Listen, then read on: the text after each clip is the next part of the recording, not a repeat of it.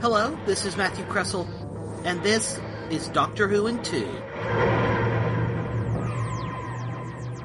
The more time I spend looking at it, the more I've come to realize how strange a beast Doctor Who's second season was.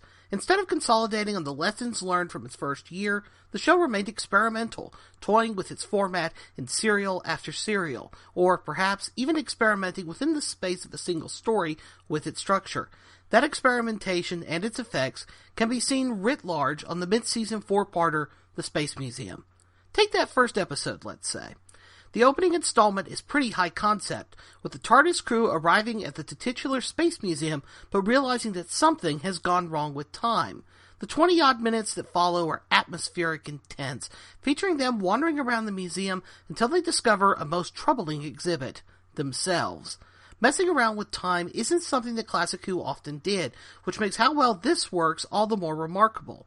It's also full of some great chemistry between the four leads, as together they try to figure out what they've gotten themselves into, and then watching the realization dawn on them. If you're looking for a great example of 1960s Doctor Who at its best, go to this opening episode. Unfortunately, the story goes downhill from there.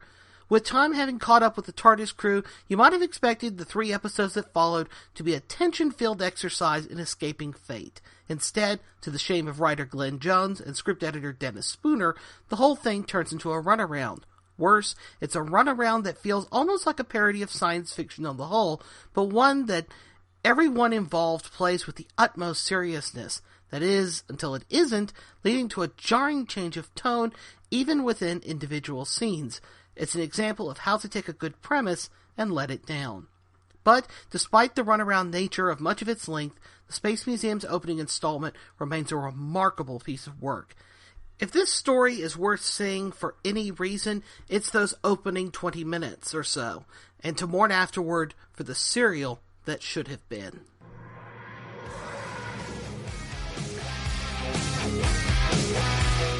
Thanks for listening. Make sure you hit that subscribe button and join our Facebook group. Live long, and may the Force be with you. Nanu Nanu.